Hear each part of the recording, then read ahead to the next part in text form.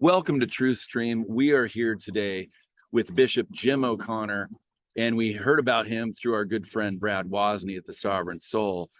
And Jim is, amongst many things, not only a bishop, but an exorcist as well. And so we're going to get into a few stories here.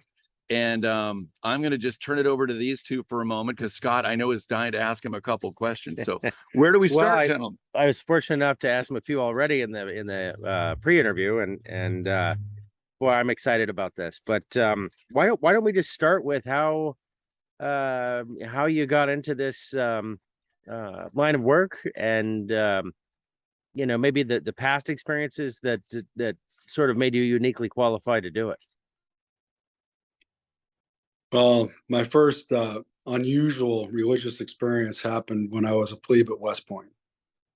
I was one of the two plebes that lived in the haunted room in Company G4 of the United States Corps Cadets. And in October through November of '72, we lived in a room that was haunted. And for the most part of it, we thought it was ghosts, because we didn't know any better. And there was a guy who was a junior, third year cadet, which we would call a cow in cadet slang. Well, this cow in Company F4 was a ghost hunter in his religion, and he got this book of demons out, and all the characteristics of what this apparition was doing to us helped him identify exactly who it was. And he told us it was the demon named Cobalt, who was a lieutenant of Satan. One time he manifested in kind of a weird way shortly before the Army-Navy game that year, and he knocked me on my ass. There's no other way to say it. And I was just totally pissed. Yeah. And my dad's grandfather was a heavyweight champ before John O'Sullivan, an unofficial champ.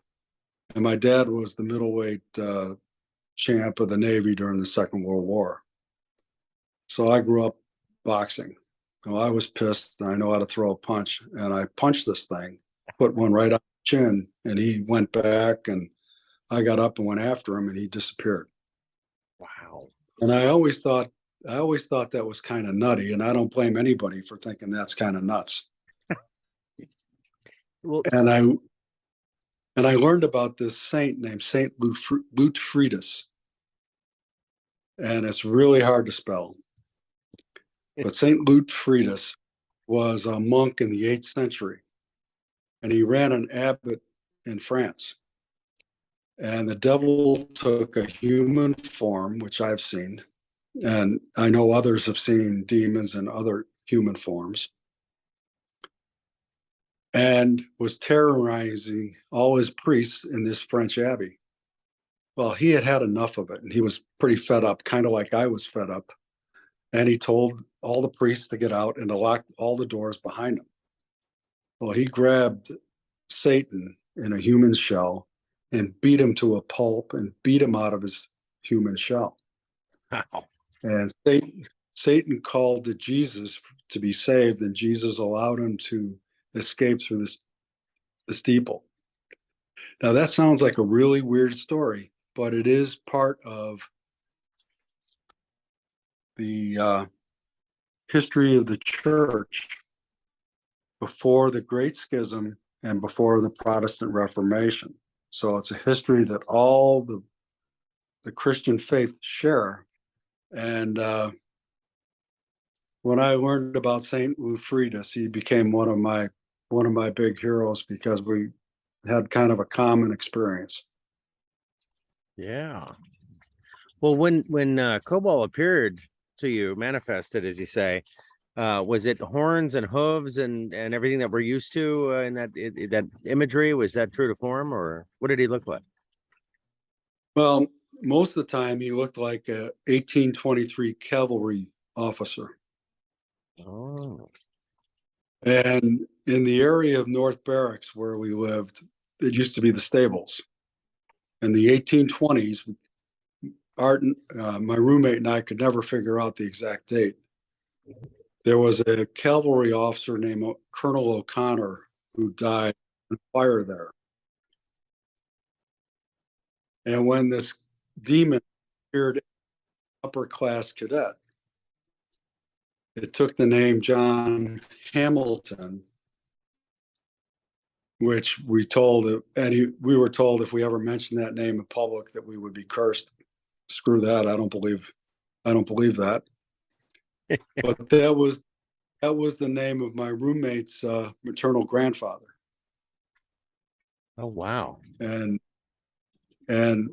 my roommate, who is now deceased, I want to not mention his name just to be respectful to his wife, who I absolutely adore. I don't want her getting all sorts of crap. You know, her husband's not there to help. Right. And there were other times that we saw him as a demon from hell. And those were unsettling. Now, there is kind of a humorous story. After we fled the room, after about 40 days and 40 nights of this, we needed to flee because we weren't getting our studies in. And West Point is a very easy place to flunk out of. And, you know, we both had dreams of going to West Point and graduating. So we needed to be in a different room. And when we got to the different room, we were in peace. Well, the commandant, who was a 1-star general, the superintendent, who was a 3-star general, and the deputy chairman of the honor committee came in with the room with Jeannie Dixon, the famous psychic who predicted John F. Kennedy's death in '63. Yeah. Well, she started doing an exorcism ceremony, and she literally got picked up in the air and thrown out on her bottom, and she ran away screaming. And after that, they closed up the room. Jeez. And going in the room was off limits.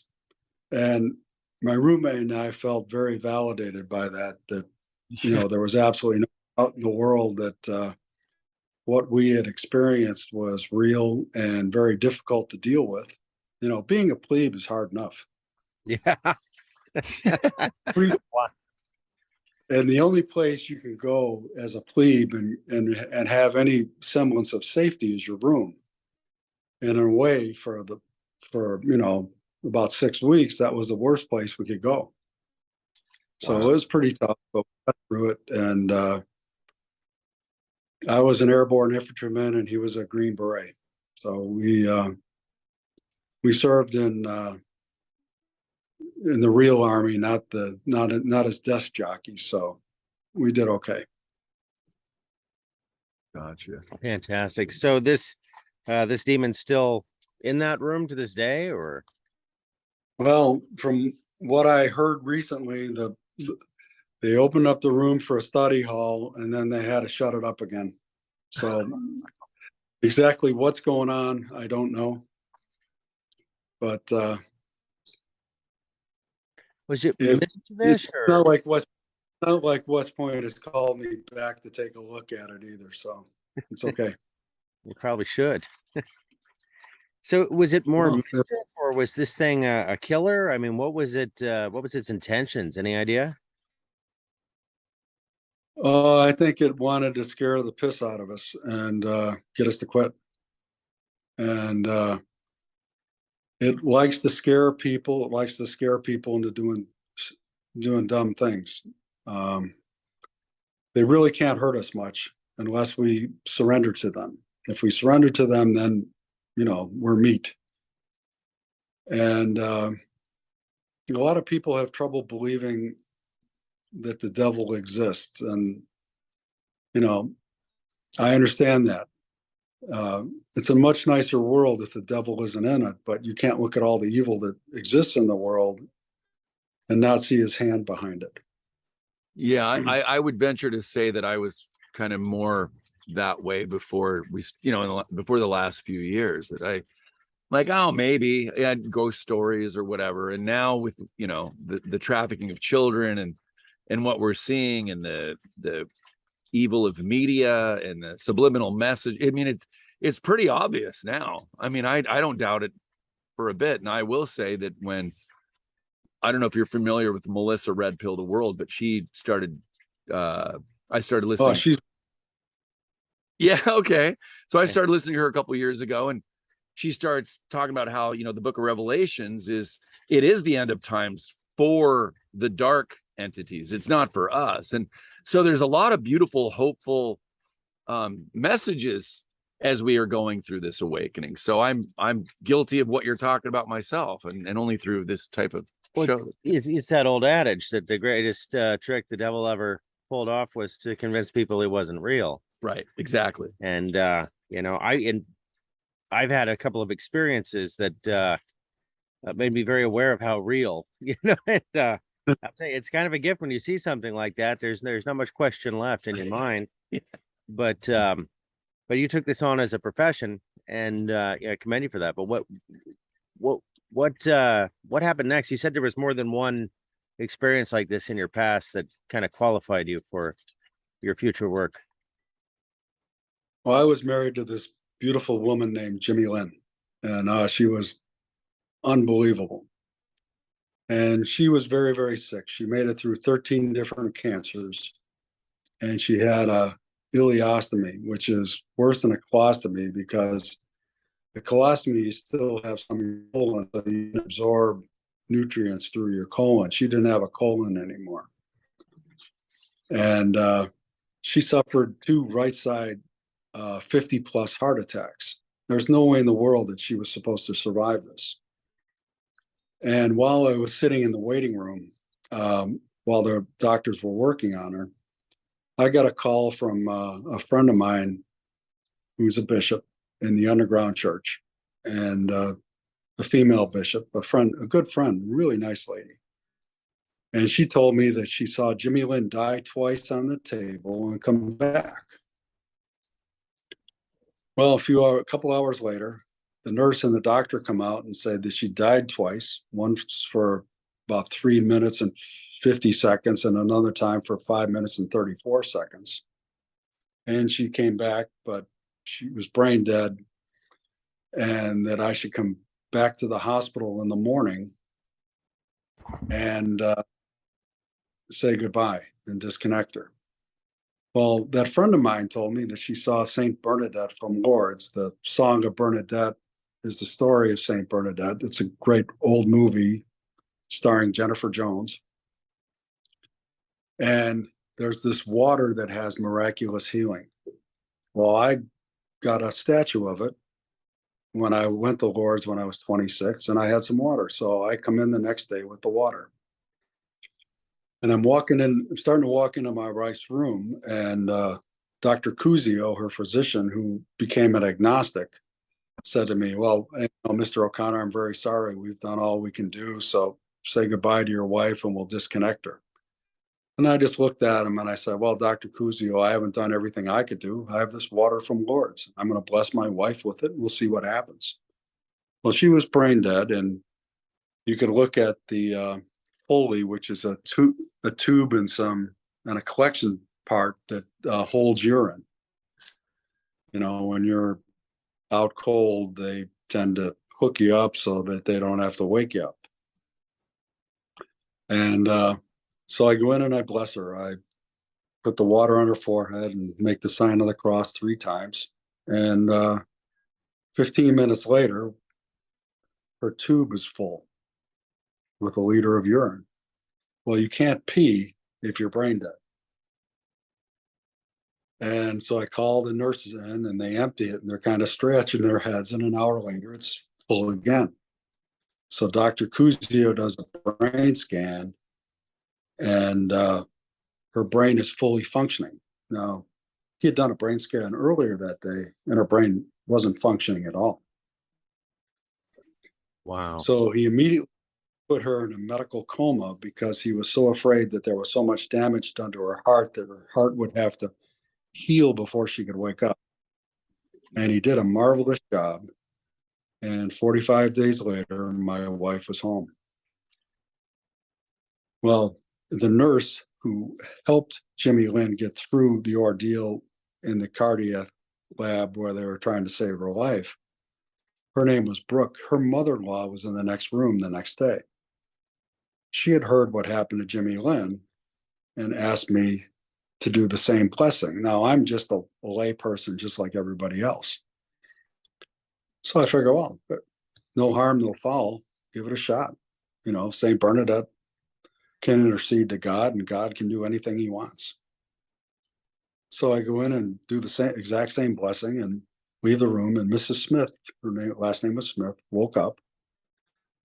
And she was never supposed to wake up again. She spent the next 2 hours talking to her son in the presence of her daughter-in-law, Brooke, and they mended all the fences. They hadn't talked for 20 years.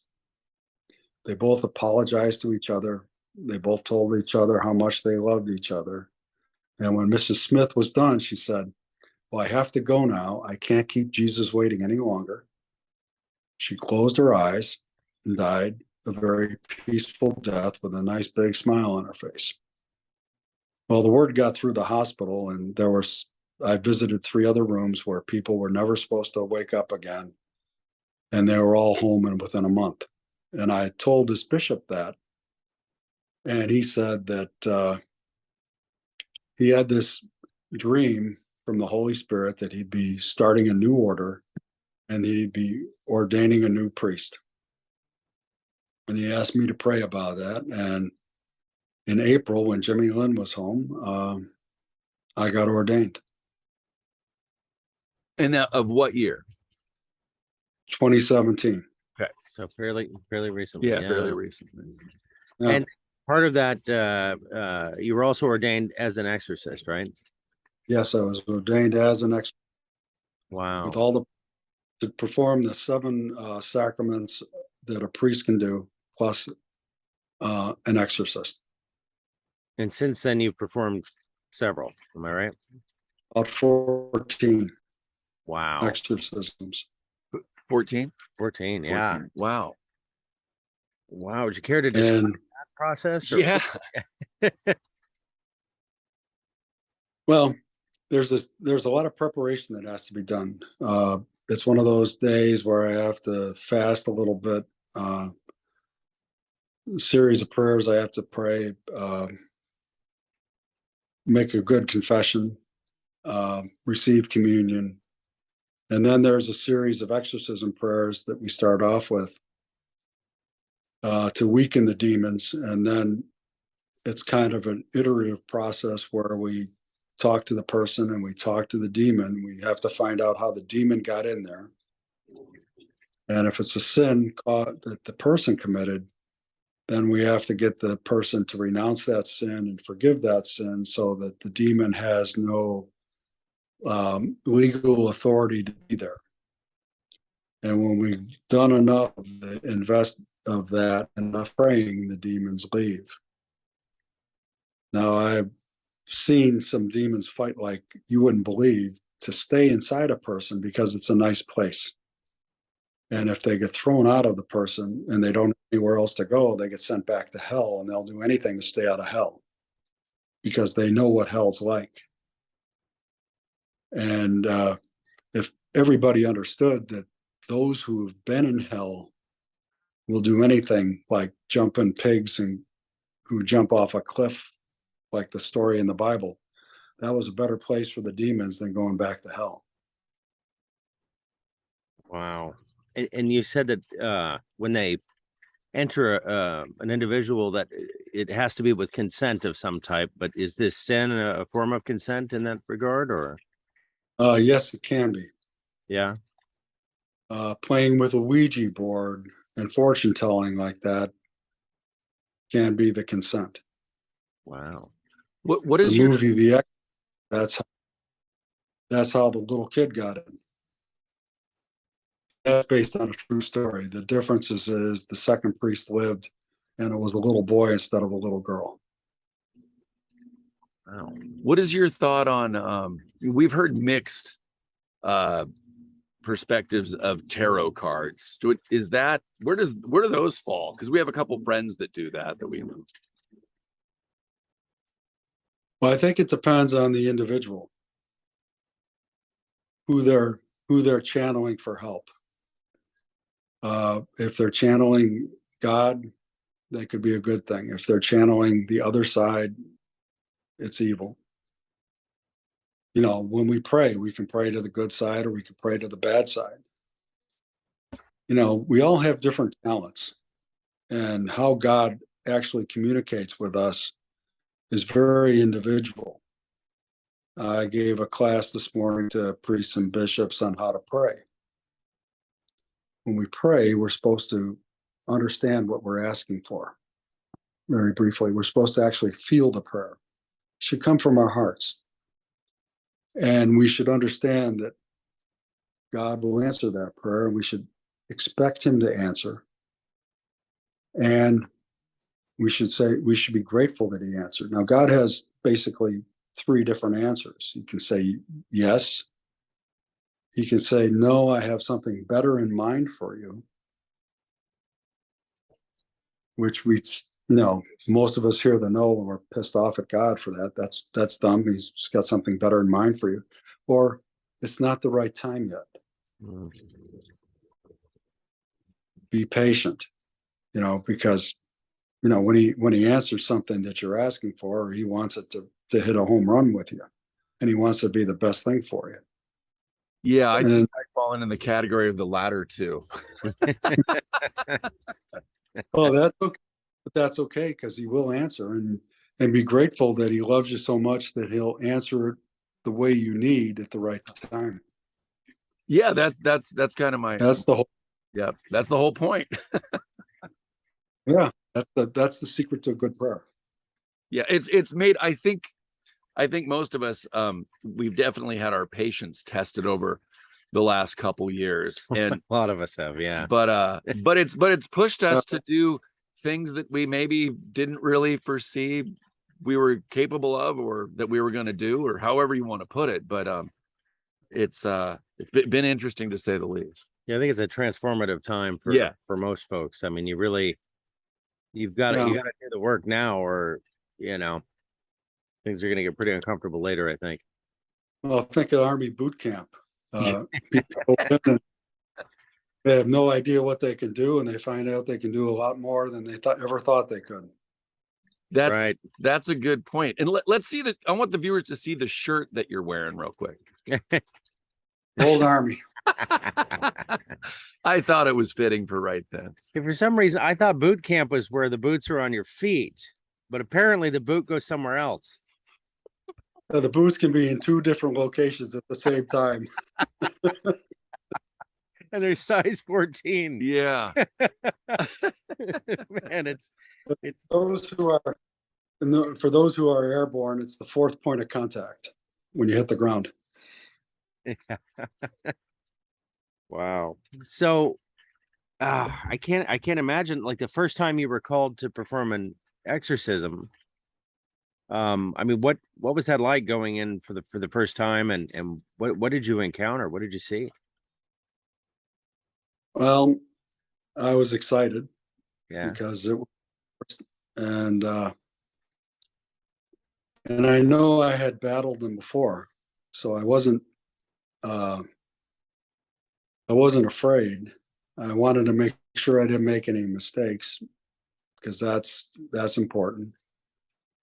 And I saw how terrorized the person was, and all I could think about is, God, we got to save this person from all this so that they can start living again.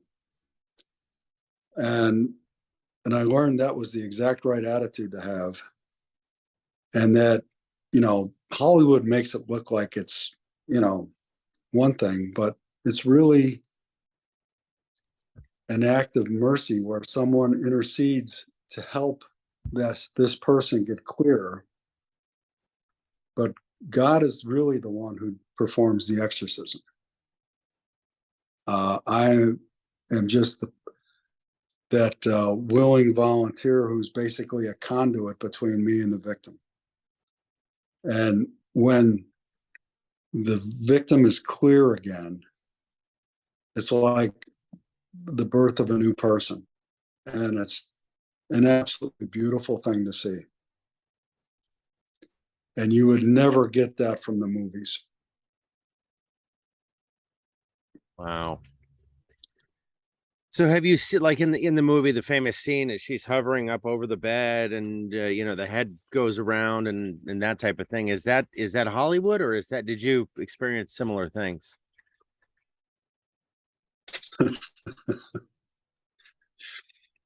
Well, I saw this poor woman 3 feet off the ground for a while, Ooh. and her head didn't spin around. It went 80s Close about enough. every second, like a piston. And that was pretty freaky. And when she puked out her and coughed out her more than 200 demons, it wasn't green slime, it was light purple slime. Oh, wow. Wow. So, And she, well, I was just going to she had been, go ahead. the Go poor ahead. thing I'll ask. was possessed before her birth because her mother and grandmother offered her up to a fertility goddess who was a demon, because infertility ran in her family, and she was possessed for 36 years. Wow.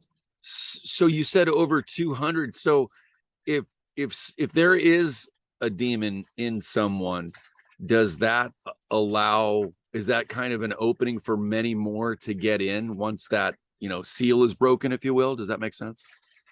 Yeah, it's a nice place. They get invited in.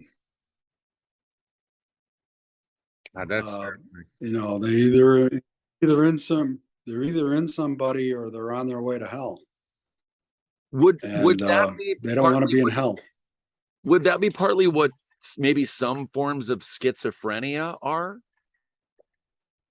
Or is that not related? I would think that I can tell you that's my personal opinion. Is what? Is that they're related? No, that there are a lot of people who are in insane asylums who are really not insane, but they're possessed. That's my personal opinion. Okay. That makes sense. now these entities, I mean, they're on the Because when that voice changes and their eyes change, that's not them. That's someone inside them. yeah, like we talked about in the pre-interview. It's a freaky thing to see. Yeah. But where do these things originate from? I mean, if they're on their way to hell, they're not from hell. Is this are they just some extra dimensional being, or what The demons we don't fully understand, and it's good we don't. Just like we don't understand the ETs and the angels, we don't fully understand them either. And we have some understanding of God, but it's limited. Demons can get out of hell if they have a place to go. There's ways that they break out. And that's very hard. You know, CERN is one of the places where people have broken out of hell. There are portals, which we would call gateways from some different dimension. you said CERN? CERN. Yeah. Yeah, they have a giant statue of Shiva out front, which is the god of destruction. And then interestingly enough, I think it was this last month or something, Obama was featured on the cover of Newsweek with the many hands like Shiva in the same pose. And I think they said God of all things is what they were calling him. Was that But, recent? Because I've yeah. seen that from a while ago too. Maybe it wasn't for a while ago. Yeah. Anyway, but I've seen it. Yeah. Yeah, it's been around. But it's just interesting to characterize a man as the god of destruction, and obviously it's significant for the folks at CERN. Right. And it, and there's no real oversight. I mean, we don't really have, most people don't have anything to say about CERN, and what they're doing could potentially, kill us all or worse. Yeah. Well, Obama's a interesting character. The Egyptian statue of Baphomet that they found in the pyramids looks just like him. No kidding. Wow. And Baphomet is a transgender. It's got a male bottom half and a female upper half, which is really kind of weird. And there's a hidden prophecy that involves Obama that I don't understand why more preachers don't tell their people about. In Luke chapter 10, verse 18, Jesus says, "I saw Satan fall as lightning from the highest heights." That's the English translation. Jesus didn't speak in English. He spoke in ancient Hebrew. And there's a book called Strong's Concordance, and you can look up what some of the ancient Hebrew words were that Jesus actually spoke. Now, the ancient Hebrew word for lightning is word number 1299 in Strong's Concordance, and that's spelled B-A-R-A-Q. And the word for highest heights being heights of heaven, where God the Father is B-A-M-A-H.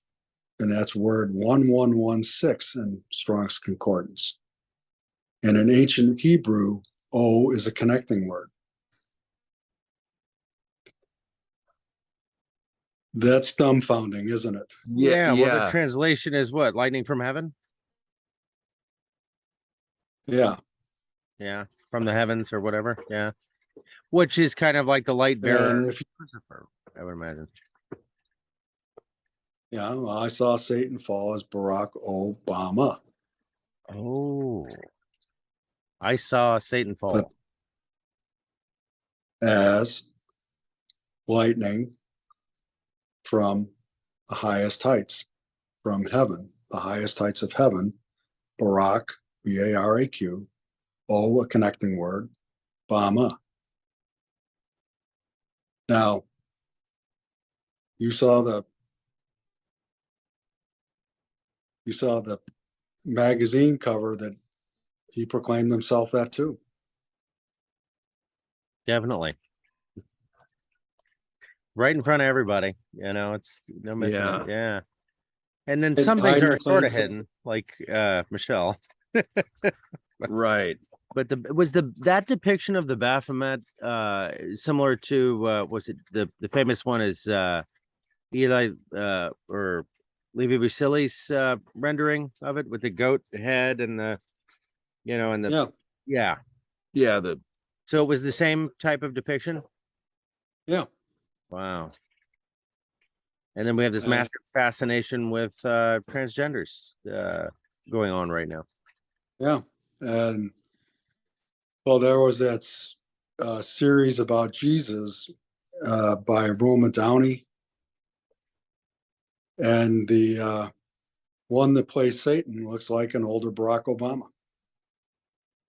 Wow. I don't think I've seen that. I haven't, no. She has this, some guy named Diego, I can't remember his last name, plays Jesus, and he looks a lot like Jesus. Is this Roma Downey? The Chosen? Is that what? No, it's different than The Chosen. Oh, it's different. Okay. Yeah, it was out a few years before The Chosen, and Roma Downey plays Jesus's mother in it. Okay, I'm gonna look this up. And the guy that plays the devil who tempts Jesus in the desert is a dead ringer for an older Barack Obama. It's really kind of freaky. Wow. I'm looking it up right now. I gotta see this. I'll try. It'll blow your mind. Well, there's an interesting phenomenon that I've heard about that preceding the fall of any great empire, there's a big uptick in the number of transgenders. You know, typically it's less than far less than 1% of a population, but there's always this uptick that precedes the fall of an empire. Have you heard that? Yes, and there's an excellent book out by Rabbi Jonathan Cahn called "The Return of the Gods," and it's such a good book. I'm on my second read of it. It is spellbinding, and he describes how all this stuff happened in ancient Israel, and it's in the Bible, but it's not that clear to us because we don't have that context that a great Jewish rabbi would have. And Rabbi Khan is a messianic rabbi. He's a rabbi who believes that Jesus is the Messiah. And he's absolutely brilliant. So if people really want to learn more about the answer to that question, I would tell them to read Rabbi Khan's book. And he's got so much good stuff. You can't go wrong listening or reading any of his books or watching his DVDs. The ones he did on 9/11 and were fabulous.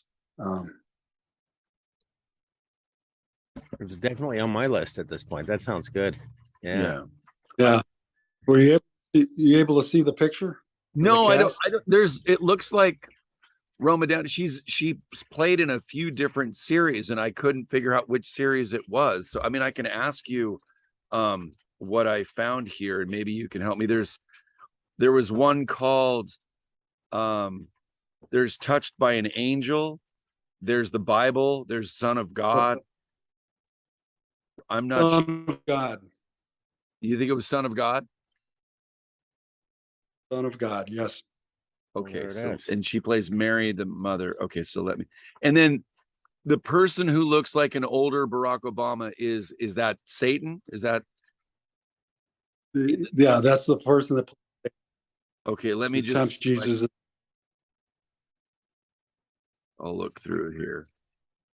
Gary Oliver, that's Abraham. So you know, with your unique knowledge and extremely unique set of skills, yeah. What is your take on what's happening right now? Yeah, I mean we're in some very strange times, and obviously everybody's, you know, being tested, if you will. We seem to be in a big transformation. I think it might be a dimensional bifurcation, but what's your take on it?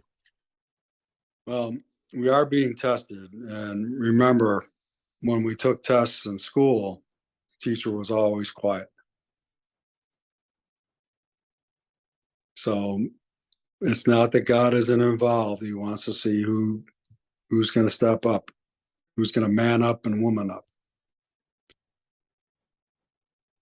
We know that some of these shots are changing human DNA.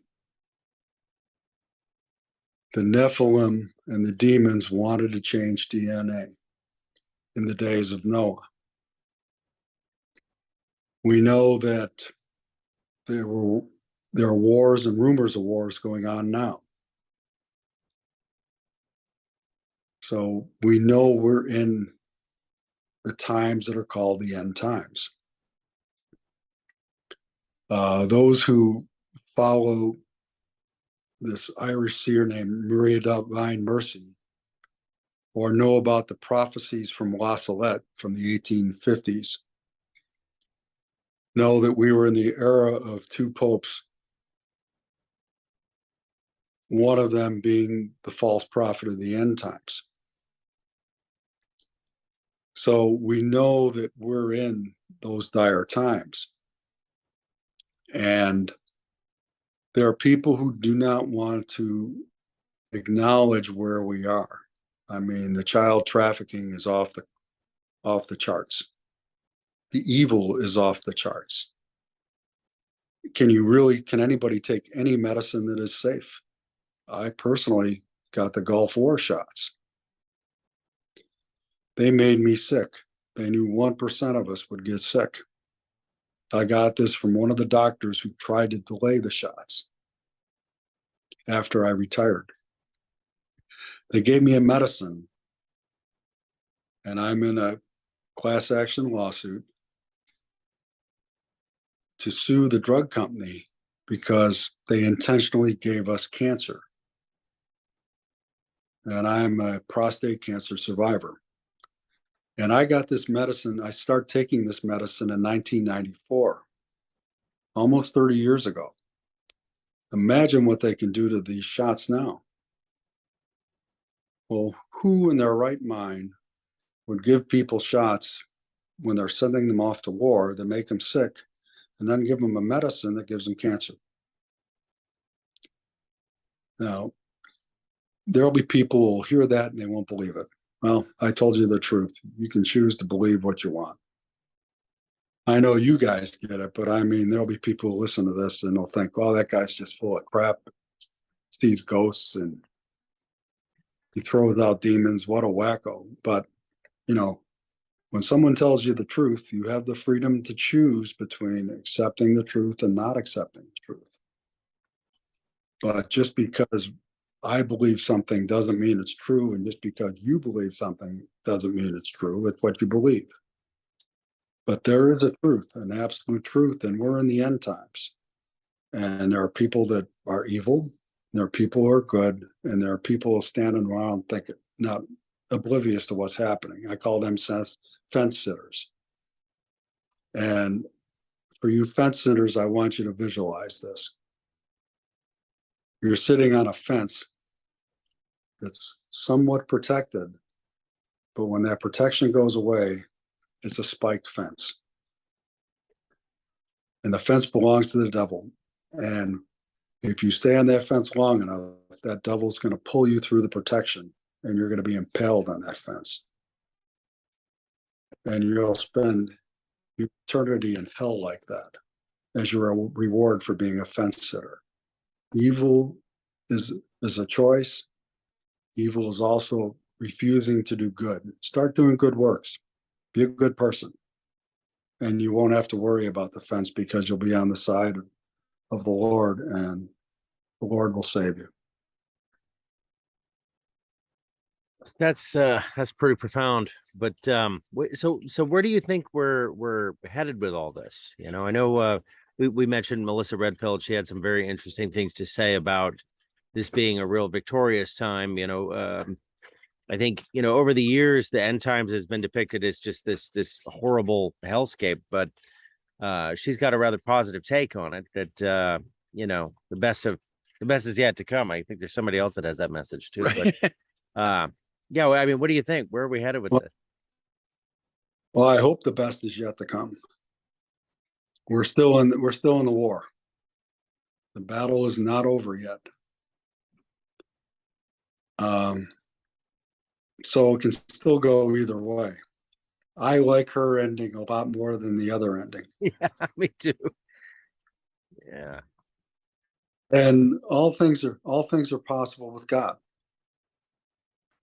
And it kind of depends on us. What we choose to do influences the outcome.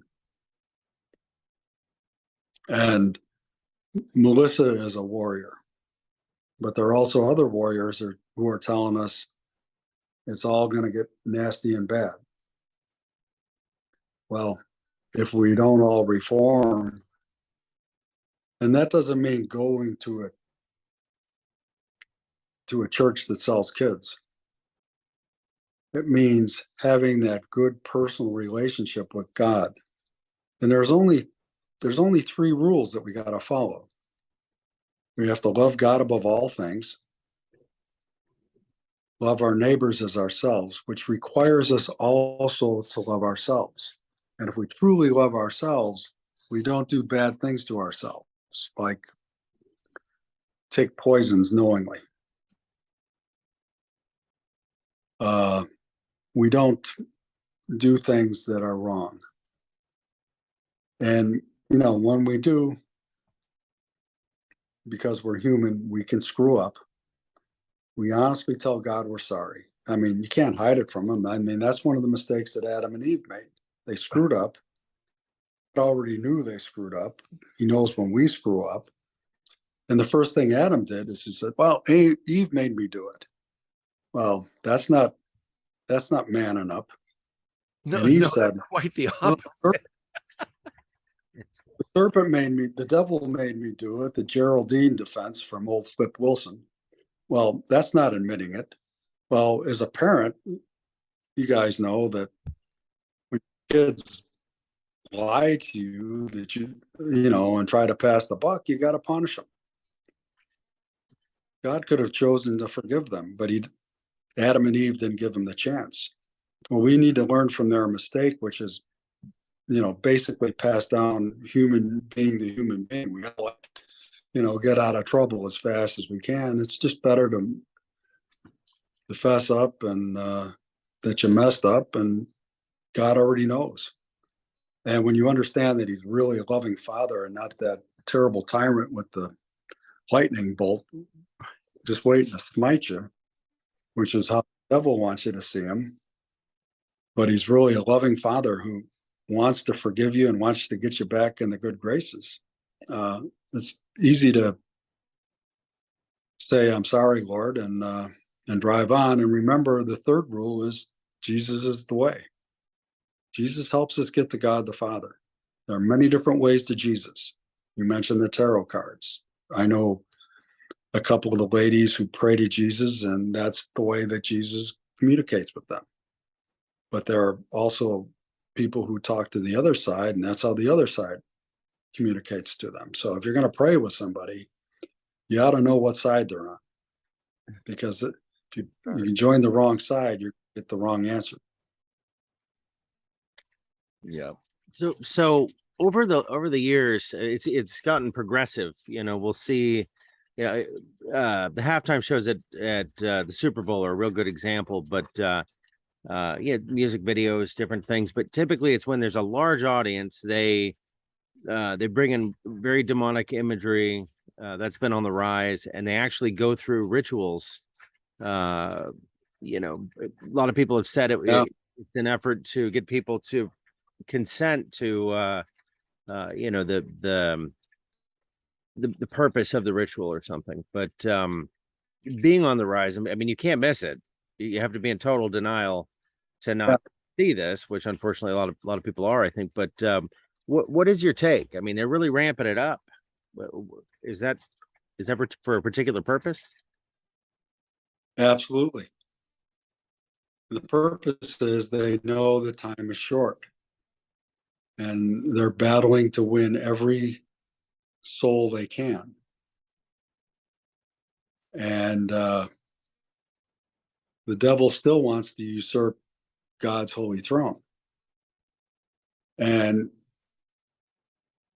he can't be honest with himself. But, he's the ultimate narcissist. And everyone that he can trick and fool into thinking, oh, this is cool entertainment, and this is how we're going to party in the next world and all that kind of stuff.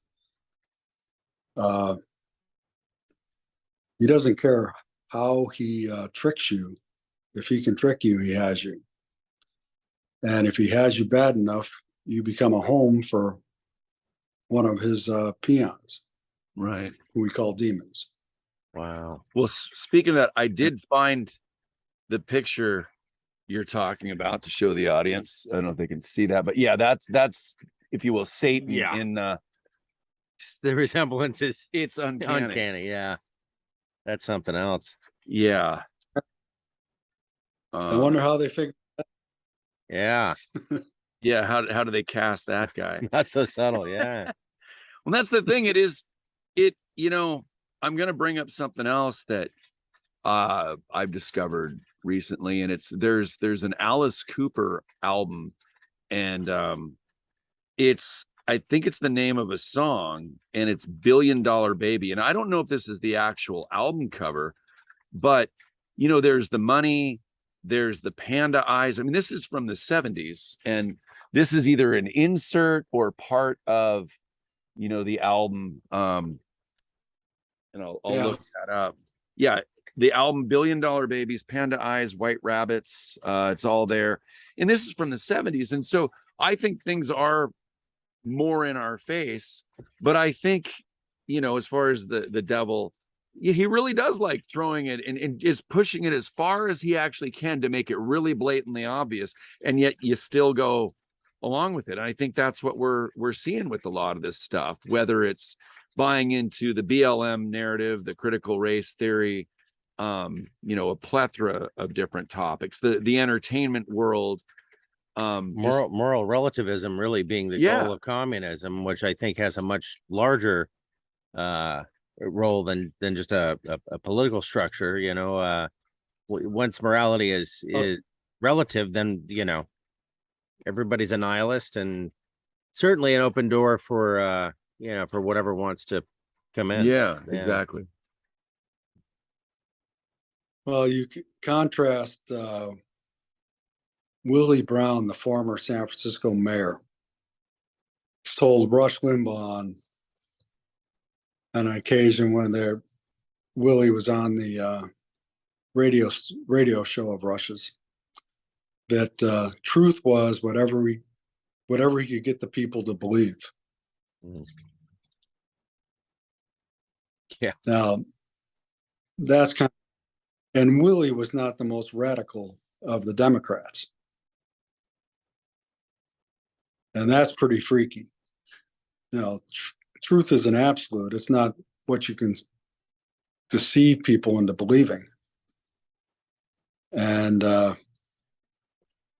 know, if you want to deceive people into believing, it should be obvious who you're working for. Yeah, good point. Well, I mean, we have the devil has an. Say that again. The devil has an MO how he tempts people, and he doesn't really want people to catch on to it. Right. But if you look at the temptation in the desert or the temptation in the Garden of Eden, he basically started off with the truth, you know, to gain a foothold. You're listening to me. Then he tells a half truth, something that sounds kind of reasonable. It's not exactly true. And then he follows it with the manipulation. And when you do the manipulation, you've committed the sin. And he does that to human beings all the time. And there are political parties who will do that too. Oh, it's terrible that we have homeless. Or it's terrible that the earth may be warming or cooling or whoever, or staying the same. You know, that might be their next one. Earth hasn't changed. It's not progressing. They all require a lot of money to fix, for sure, right? whatever the problem, you know. And we have your best interests in mind. We can help you fix this. Give us your money. There's the manipulation. Right. Well, we get, and they're laughing all. The political tradition of Bohemian growth, you know, where they they do this ritual called the Cremation of Care, which is basically this ambivalence. The only thing you should care about is yourself, and then your group of nihilist friends, I guess. But it's all done under this giant statue of Moloch. You know, we've got Moloch, Baal. You know, it seems like there's a hierarchy here that maybe you can expand on that hierarchy. It's not just Satan. And then it was described to me that Satan actually reports to Sophia, who is depicted as AI, like this ancient AI. Do you want to shed any light on that? I don't know. I would find that hard to believe that Satan reports to anyone, because he wants to consider himself to be God. Yeah. AI, I've worked on AI before. AI is just a smart program. You put input in, it gives you input out or data out. And it's a series of decision trees. And the thing about AI is they program it and then they say, well, the computer tells this is the answer. They wipe their hands of evil. You know, hey, it's the same system for everybody and they can do whatever they want with it. It's all data in and garbage out. What would you say about Moloch or Baal? I mean, these are Babylonian figures, but where are they in all of it? One of my favorites is Pan. Yeah. Pan is the ancient god of deception, the ancient demon of deception. And the word demic comes from the Greek word demos, which means in us, pandemic, the demon of deception in us. Oh, the pandemic's got me. Oh, you know, you just said you've been possessed by a demon of deception. You've invited them in. No wonder you're sick. No wonder you have dis-ease. And any dirty trick, you know, Satan has more names than Carter has pills. And he has a hierarchy of demons that work underneath him. And they all do what he wants them to do. And he thinks he's the god of all gods. And all these other things are just part of the deception. Well, I Whether guess you call him Satan, Lucifer, Baphomet, it really doesn't matter because it's all the same terrible dude. so. This takes us back, kind of right back to CERN, I think. And what do you suppose is the agenda? What are they doing at CERN? I've heard a lot of different stories about them, opening a portal and inviting demons in, all kinds of different things. But it sounds like you know a little bit about it. What can you tell us about CERN? Well, my late wife, Jimmy Lynn, had a PhD in high energy physics, and she had a 201 IQ. She was absolutely brilliant. And she told me a lot about CERN and a lot about Fermilab and about the Texas Collider, which they stopped making. And basically, they're looking for the God particle. The God particle is the particle that which they believe, which may be a deception, that caused all creation. They want to say some particle did it and not God. Yeah. And they're channeling demons for help because the demons know quite a bit. Wow. And there's certain well, they're advanced beings. They were angels once in heaven. They know all about creation. They helped in creation, and then they rebelled.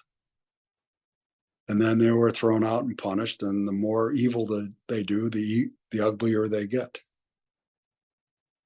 And that's why Satan, when you see him in his real form, is so ugly it's hard to describe. And he's so full of hate that it's hard to describe. And I saw that the first time, like I'm seeing you guys right now, when I was 19 years old.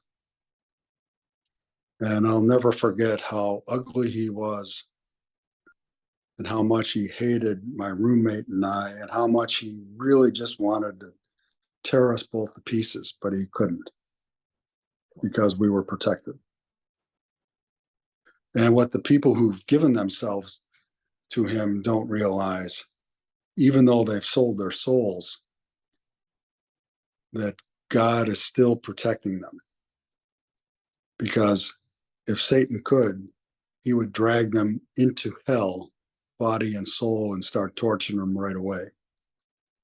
And according to a couple of things that I've read about that have happened in CERN where people have disappeared, that's what's happened to them.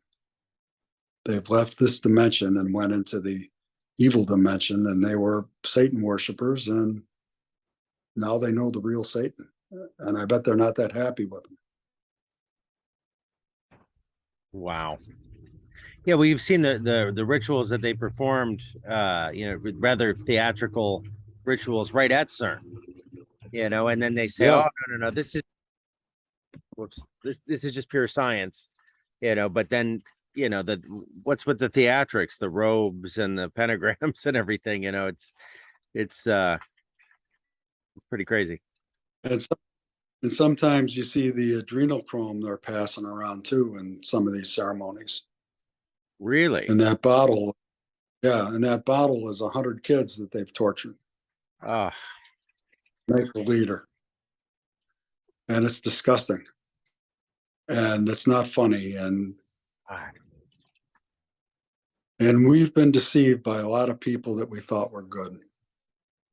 And one of the nice things about what President Trump is doing and the white hats and those who are working with them and people like you and Brad and Michael and Derek Johnson and that whole group, Chuck Sellers.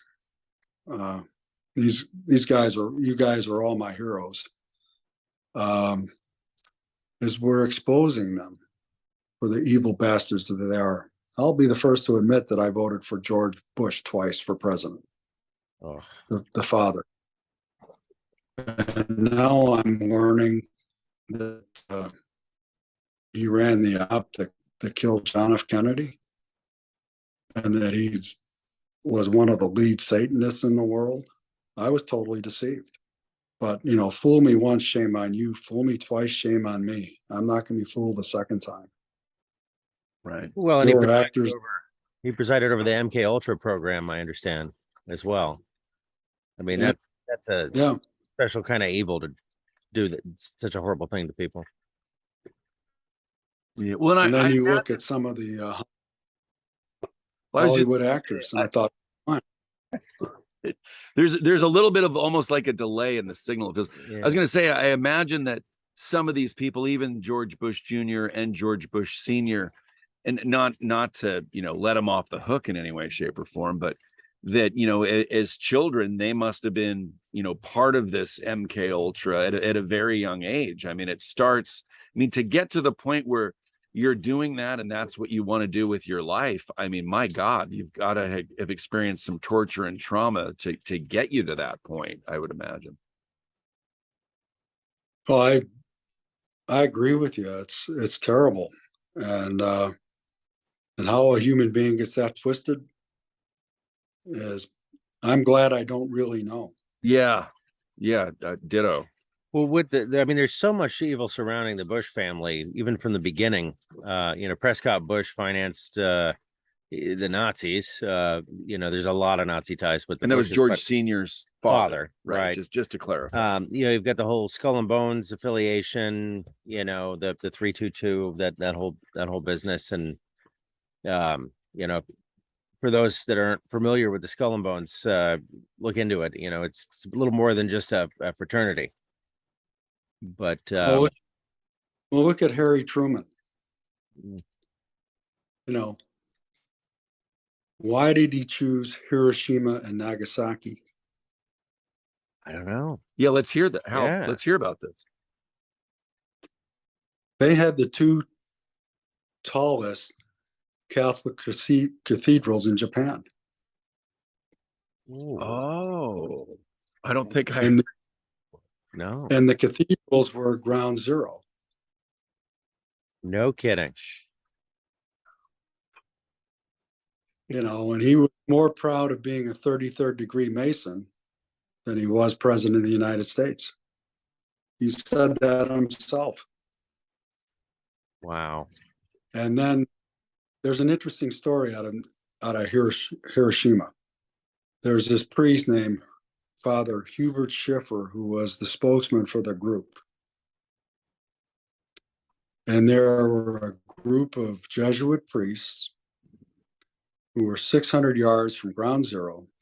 There were a total of 8 priests who were praying and saying the rosary when the big one went off. And they all died decades later of old age. And there was a woman in the Hiroshima library who had a book on Our Lady of Fatima, which is one of those places. She and the book were fine. She was 800 yards from ground zero, but everything around her was vaporized, and she died of old age decades later. Wow. Wow, I've not heard this. No, before. that's fascinating. And it's the power of prayer. It was stronger than the nuke. And you would think the churches would talk about this, but they don't. They don't dare talk about it. And you can look up Father Hubert Schiffer on the internet, and you'll be amazed at the story. And But that- it was top secret. It was top secret until 95. So it's been known to the public since 95, but for 50 years, it couldn't be talked about. But you think the church would say, hey, we're the church. These are our priests.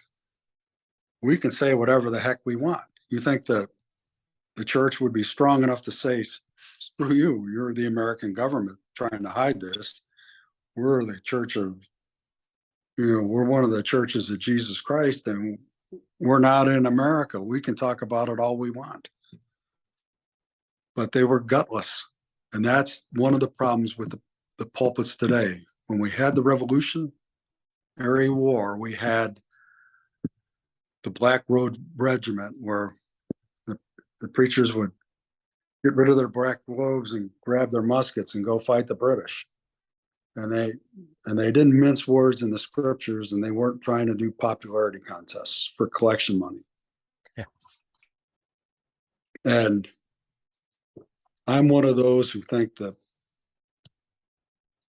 wonderful man, Martin Luther, and I grew up Roman Catholic, did a great thing. Because the Roman Catholic Church was selling indulgences, and the Roman Catholic Church never talks about who was Pope and his background. It was Leo X. And Leo X was the last man to be named Pope before he was a priest. He was part of the Medici family, the big bankster family from Italy. Wow. So no wonder he sold indulgences and built the Vatican Bank. And now we have lots of Christians who go to the Church of Happy, and that pastor asks for money for his new plane, and they pay for the plane, and they think they're good Christians because they're buying indulgences. They're not doing good works. They're making this filthy guy rich. And This goes full circle. the name once more was Hubert Schiffer.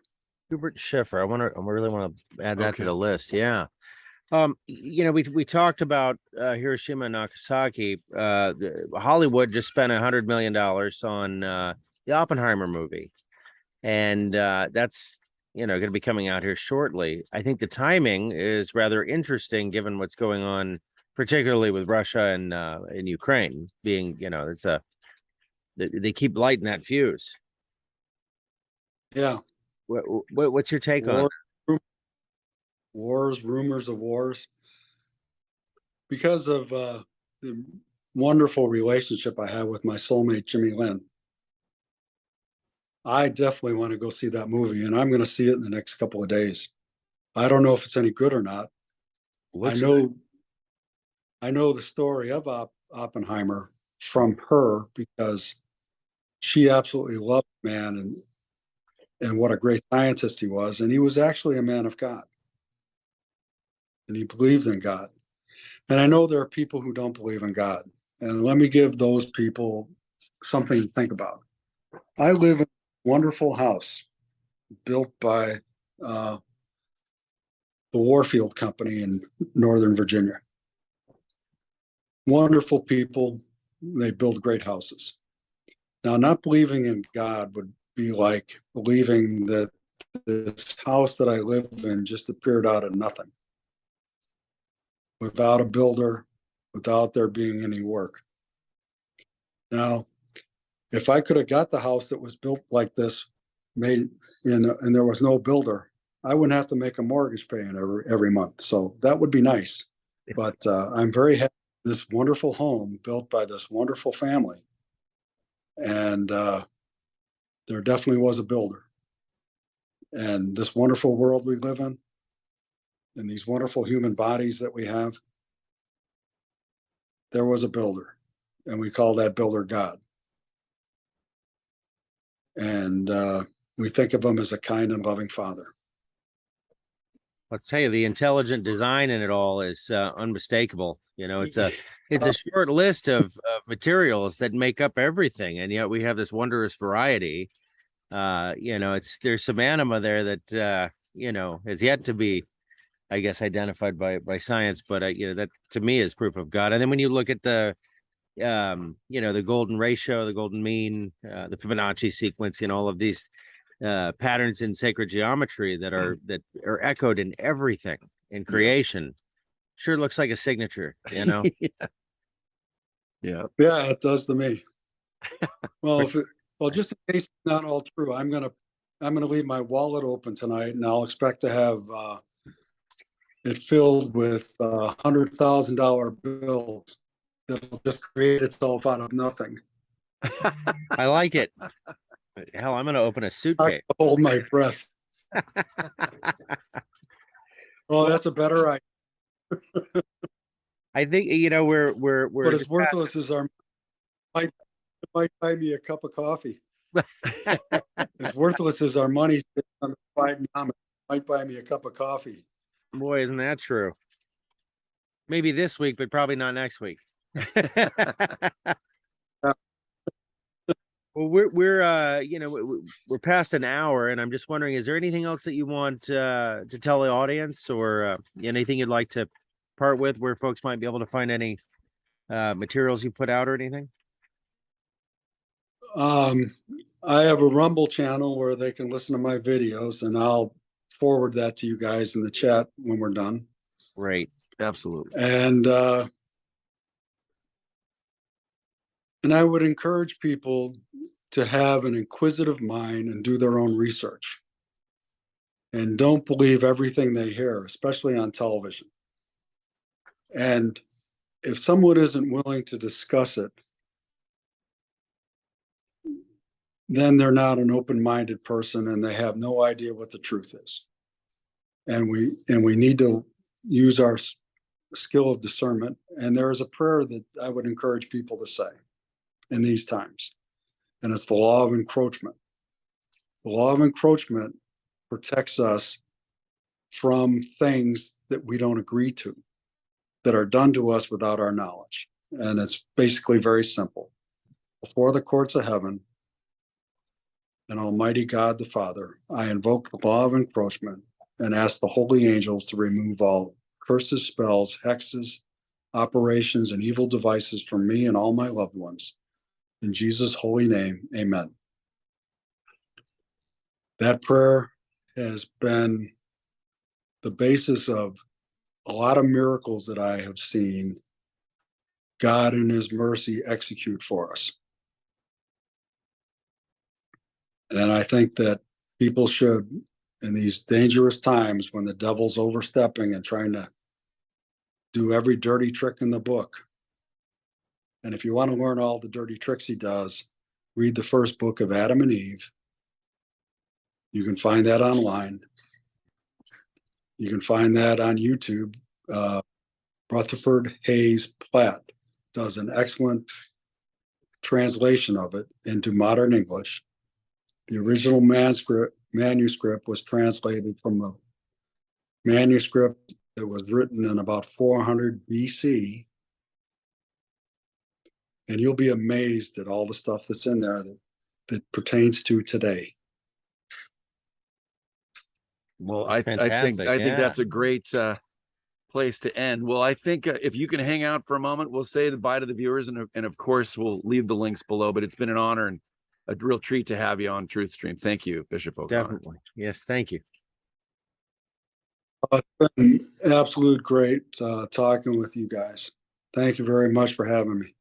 Absolutely. We're thrilled. All right, Looking forward to the everybody. next time. Yep. Yeah. Take care.